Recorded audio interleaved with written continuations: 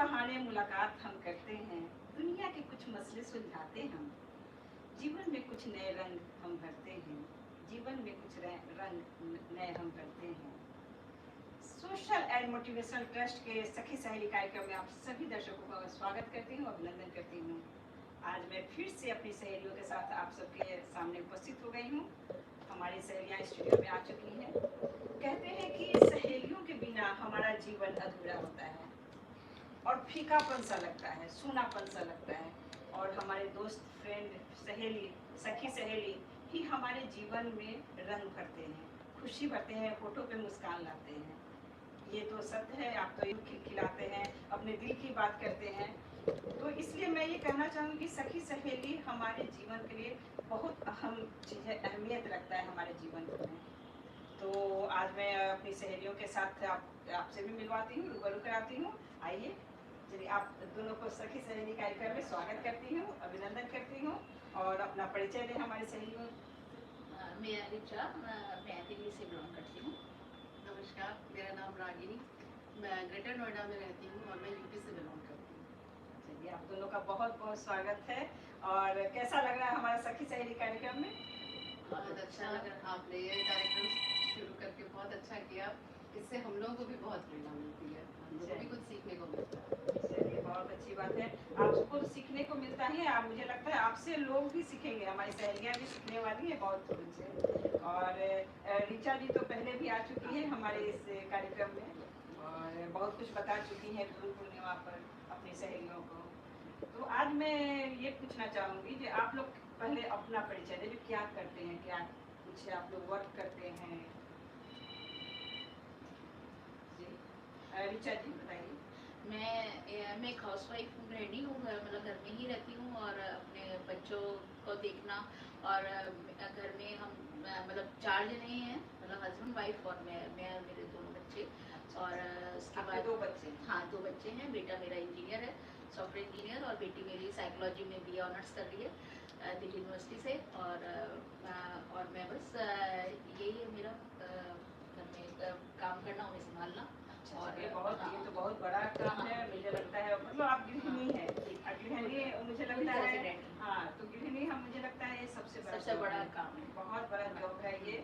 और इस जॉब के आगे कोई बड़ा जॉब नहीं है, क्योंकि हम कोई भी काम कर जाते हैं 7 घंटे के लिए, और गृहिणी हम 24 घंटे 24/7। तो इसलिए आपका ये अलग एक महत्व रखता है। लेकिन आप क्या अपना, जैसे बच्चे और पति का, सभी का टाइम अलग अलग होंगे, तो कैसे मैनेज करते हैं? एक्चुअली ऐसे बच्चे, मेरे हस्बैंड सुबह 8 बजे ऑफिस, 8:30 बजे ऑफिस चले जाते हैं, और बच्चे 11 बजे ब्रेकफास्ट करते हैं। मैं उस ग्रुप में सब मैनेज कर देती हूँ, और मैं फिर उसके बाद 12 साढ़े 12 फ्री होती हूँ। तो बच्चे ब्रेकफास्ट वगैरह कर लेते हैं, तो उसके बाद मैं अपनी मंडाला पेंटिंग्स वगैरह, मुझे पेंटिंग्स का बहुत शौक है, मैं पेंटिंग्स बहुत करती हूँ। तो यही तो हमें पता होनी जरूरी है कि आप लोग घर बैठे बैठे क्या क्या करते हैं। क्योंकि एक हाउसवाइफ कहती है मैं गृहिणी हूँ, लेकिन साथ साथ अपने शौक को भी पूरा कर रही है, पेंटिंग कर रही है, और अपने बच्चे घर को तो संभाल ही रही है। और मैं रागिनी जी से पूछना चाहूँगी, आप अपने बारे में बताएं, आपके बच्चे, हस्बैंड क्या है? मैं भी हाउस वाइफ ही हूँ, और मेरे परिवार में 6 लोग हैं। मैं मेरे पति, मेरे 2 बच्चे और मेरे सास ससुर लोग रहते हैं। और मेरी सुबह 5 बजे शुरू हो जाती है, क्योंकि जो है मेरे पति और बच्चे सब 7:30 चले जाते हैं। अच्छा, तो मैं, मुझे लगता है 7:30 में बहुत लोग उठते भी नहीं होंगे, तब तक सारे लोग चले भी जाते हैं। बहुत बड़ी बात है। और सबसे पहले मैं फ्रेश होकर के सबसे पहले किचन जाती हूँ, बच्चों का लंच बनाती हूँ, हस्बैंड का लंच बनाती हूँ, ब्रेकफास्ट तैयार करती हूँ। फिर 7:30 जब सभी चले जाते हैं, उसके बाद मैं थोड़ा टाइम अपने को देती हूँ, थोड़ा हल्का फुल्का ही, लेकिन योगा करती हूँ। फिर उसके बाद घर को व्यवस्थित करती हूँ। उसके बाद मैं नहा के पूजा करती हूँ। ये सब काम करने में, घर को समेटने में मुझे 11 से 11:30 बज जाता है। 11:30 बजे के बाद का टाइम मेरा अपना होता है, जो 2 बजे तक का रहता है अपना टाइम। तो क्योंकि मुझे म्यूज़िक में बहुत इंटरेस्ट है, इसलिए मैं म्यूज़िक सुनती हूँ। मुझे भजन सुनना बहुत पसंद है, मुझे सत्संग बहुत पसंद है, तो मैं सत्संग भी सुनती हूँ। अब इस उम्र में इन्हें सत्संग भी पसंद है, तो मैं इनके लिए पंक्ति बोलना चाहूँगी। तू माँ है, बहन है, बेटी है, सारा जहान है, तू ही तो इस जग की शान है। तुम शक्ति है, दुर्गा है, पूरा आसमान है, तुझसे ही तो हिंदुस्तान महान है। तेरे आगे सारे झुकते हैं सर, क्योंकि नारी तुम नारी तो बहुत महान है, क्योंकि बहुत अच्छा। आपने तो मुझे लग रहा है जो घर का सारे करके योगा भी कर लेती हैं, और सबसे बड़ी बात है आपको देखकर ऐसा नहीं लगता है जो आप सत्संग में भी आपको इंटरेस्ट हो, कि आप सत्संग इंटरेस्ट रखती है, बहुत बड़ी खूबी है। और मुझे लगता है यही हमारा संस्कार और संस्कृति है, और अगर माँ संस्कार संस्कृति से जुड़ी हैं तो मुझे लगता है बच्चे भी अपने संस्कार कभी नहीं छोड़ेंगे, अपने रीति रिवाज परंपरा को जरूर अपनाएंगे।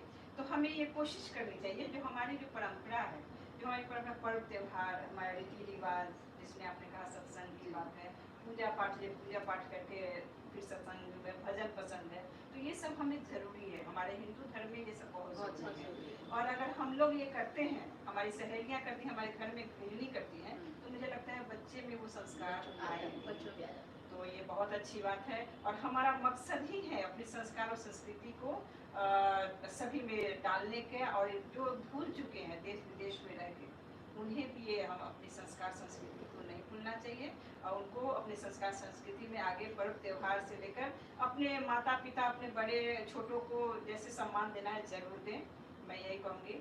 और अब मैं आपकी तरफ फिर आती हूँ, ये तो हुआ हमारा, और मैं कहूँगी कि आप लोग का अपना शौक, आपने कहा ये म्यूजिक में आपने क्लास सीखा भी है क्या? 8th तक मैं सीखती थी, 9th से क्योंकि मैं साइंस स्टूडेंट हो गई तो मुझे म्यूजिक सीखने का अच्छा, आप अपने बचपन में आपने ये सीखा था ये? जी। लेकिन मुझे है इंटरेस्ट, सुनने का भी बहुत इंटरेस्ट है और गाने का भी इंटरेस्ट है। अच्छा। पर मुझे उस टाइम पे क्योंकि पढ़ाई का ज़्यादा वो था तो मैं उतना नहीं कर पाई। चलिए कोई बात नहीं है, लेकिन हाँ मुझे लगता है अभी समय गया नहीं है, अब समय आ रहा है, मुझे लगता है जो भी शौक है वह पूरा करना है, मैं ये कहना चाहूँगी।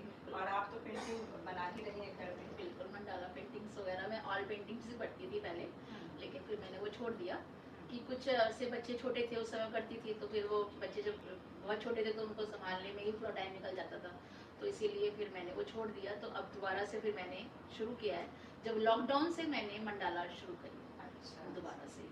तो लॉकडाउन में बहुत गृहिणी और भी लोग बहुत सारे कार्य करना शुरू कर दिए। हाँ, और से कुकिंग का मुझे बहुत शौक है।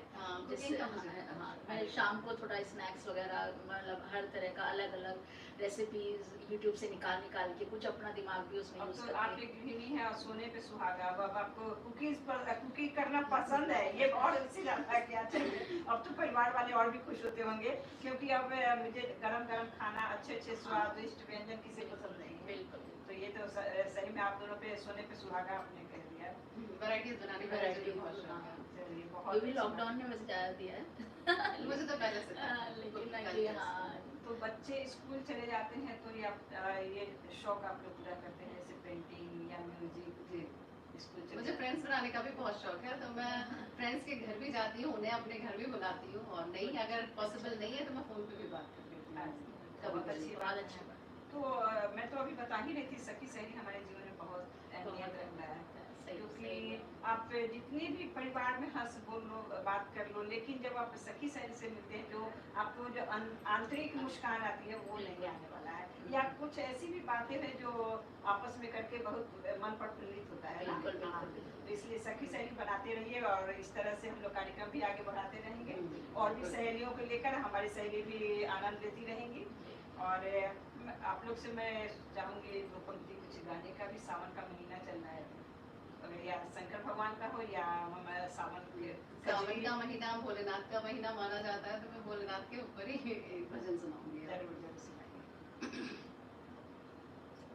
मेरी डाल दो भंवरिया भोला जी के संग, मेरी डाल दो भंवरिया भोला जी के संग, भोला जी के संग जटाधारी जी के संग, मेरी डाल दो भंवरिया भोला जी के संग।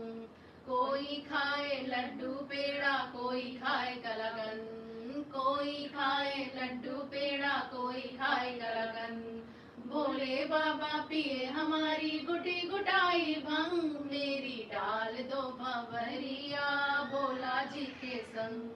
कोई बजाए ढोल मजीरा, कोई बजाए मृदंग, कोई बजाए ढोल मजीरा, कोई बजाए मृदंग, भोले बाबा का डमरू बाजे डम डमा डम डम, मेरी डाल दो भंवरिया भोला जी के संग। कोई चढ़े हाथी घोड़ा कोई चढ़े टमटम, कोई चढ़े हाथी घोड़ा कोई चढ़े टमटम। भोले बाबा चढ़े नदुरिया चले हवा के संग, मेरी डाल दो बाबरिया भोला जी के संग। वाह, बहुत सुंदर, बहुत सुंदर, बहुत सुंदर। सचमुच लग रहा है जो भोले शंकर का यहाँ आगमन हो गया है, इस तरह से लग रहा है। और सावन के महीने में शंकर भगवान का गीत बहुत ही मधुर लगता है, मनोरम लगता है सुनने में। और मुझे लगता है जो हमारी सहेलियाँ, जो हमारे रीति रिवाज परंपरा से जुड़ी हुई है, ये पता होगा शंकर भगवान का गीत है। और हमारे सावन के महीना में कजरी भी गीत होती है, तो कजरी तो बहुत ज़रूरी है। तो मुझे लगता है ऋचा जी कजरी नहीं, अच्छा चलिए कोई बात नहीं, कजरी नहीं सुनाएंगी, कोई बात नहीं है। आपके साथ दे दूंगी, आप हाँ, शुरू आप करें। गाइए, हम लोग साथ में हाँ, गाएंगे। यदि ठीक मुझे है, हम आता लोग हो। गाएंगे अभी। लेकिन मैं ये पूछना चाहूँगी, सावन के महीने में महिलाएं मेहंदी क्यों लगाती हैं? सावन के महीने में मेहंदी लगाने की प्रथा बहुत पुरानी, बहुत पहले से चलता आ रहा है कि लोग सावन के महीने में, क्योंकि ऐसा माना क्योंकि जाता है कि मैं ये भी ये हमारा सवाल इसलिए है कि बहुत सारी महिलाएं जो, या अभी यंगर जो अभी बच्चे हैं, वो कहते हैं सावन में क्यों मेहंदी, क्यों मैं तो हर साल लगाऊंगी, हर महीने लगाऊंगी, सावन में ही क्यों लगाऊंगी, ये बताओ। जब मैं कहती हूँ सावन में मेहंदी लगा लो, कहते हैं सावन में हर क्यों? हर महीने में लगाई जाती है, लेकिन सावन का महीने में स्पेशली इसलिए लगाई जाती है क्योंकि सावन का महीना जो तो उसको मानसून का महीना, बरसात का महीना कहते हैं। तो इस महीने में क्या होता है कि कभी बहुत ज्यादा बारिश होती है, कभी बहुत तेज धूप निकलती है। तो जो बारिश धूप निकलती है उससे उमस भरी गर्मी होती है, और मेहंदी को कहते हैं कि मेहंदी शरीर को शीतलता प्रदान करती है। तो सावन के महीने में मेहंदी इसलिए लगाई जाती है कि आपके शरीर में शीतलता रहे। और मेहंदी लगाने से कहते हैं कि तनाव भी दूर होता है, और ठंडक मिलती है, इसीलिए तनाव भी दूर होता है। एक ये भी मान्यता है कि सावन के महीने में अगर महिलाएं मेहंदी लगाती हैं तो उनका अपने पति के साथ रिलेशन बहुत अच्छा होता है। बिल्कुल, मैं तो इसी पर इंतजार कर रही थी कि आज हमें इस पर आई, इस टॉपिक पर आए। जितनी काली मेहंदी उतना ही ज्यादा प्यार, गहरा हाँ, प्यार। ये लोग कहते हैं जो सावन के महीने में मेहंदी लगाने से पति से बहुत प्यार होता है, और जितना रंग गहरा हुआ उतना प्यार जितना होता है, मेहंदी का रंग गहरा होगा उतना ही गहरा पति का प्यार दिखेगा। तो ये तो, और सावन के महीने में महिला 16 श्रृंगार करती है, मेहंदी लगाती है, तो हरे चूड़ियाँ, हरे कपड़े, अपने आराध्य देव को तो पूजती ही है, साथ साथ अपने पति को भी खुश कर रखना चाहती है, और पति को भी चाहती है जो खुश रहे। तो इसलिए सावन का महीना, और वैज्ञानिक तरीके आपने भी बता दिया, जो शीतलता प्राप्त होती है, गर्मी का दिन होता है, बरसात के दिन में जैसे में गर्मी और बहुत सारे इन्फेक्शन भी होते हैं, हाँ, जो उससे हमारा सब ठीक होता है मेहंदी से। बहुत अच्छी बात बताई आप सचमुच। बिजली चमकती है तो आकाश बदल देती है, आंधी उठती है तो दिन रात बदल देती है, जब गरजती है नारी शक्ति तो इतिहास बदल देती है। तो आप लोग अगर नारी शक्ति है तो सब कुछ बदल सकती है, मुझे ऐसा लगता है, और सब कुछ कर सकती है। वैज्ञानिक और धार्मिक सब हर क्षेत्र में आप लोग परिपक्व हो सकते हैं, और होते ही हैं हमारे। और मैं अपनी सहेलियों के लिए मैं चाहूँगी आप लोग कुछ संदेश भी दें। मैं अपनी सभी सहेलियों को यही कहना चाहूँगी कि अपने बिजी शेड्यूल से थोड़ा टाइम अपने लिए भी निकालिए, और अगर आप खुश रहेंगी, आप स्वस्थ रहेंगी, तो अपने परिवार को भी आप स्वस्थ रखेंगे। और अपने लिए जो अपना शौक है, अपना हॉबी जरूर निकालें, और अपने सहेलियों, अपने दोस्त जरूर बनाएं, और दोस्तों से मिलिए, जुड़े, मन में कुछ न रखे, खुला स्वतंत्र हंसते मुस्कुराते रहें, और मस्त रहें अपने दोस्तों और सहेलियों के साथ। तुम मेरी सखी सहेली, मेरी दोस्त, मेरी जान हो, जिंदगी में सबसे खूबसूरत हिस्से की पहचान हो। लोग कहते हैं जो हमारी सहेली हमारी जिंदगी के सबसे खूबसूरत हिस्से की पहचान रही है। तो इसी के साथ हम कार्यक्रम का अलविदा करते हैं, और आप सभी सहेलियों को मैं धन्यवाद करती हूँ कि आप हमारे इतना समय दिया। लेकिन अगर आपको हमारे कार्यक्रम में अगर कोई ऐसा लगता है सुझाव देना चाहिए, या कुछ ऐसा क्वेश्चन है, सवाल है आपके पास, तो हमें कमेंट द्वारा जरूर बताएं। और सखी सहेली कार्यक्रम में आप फिर मैं हाजिर होंगी। आप धन्यवाद, नमस्कार।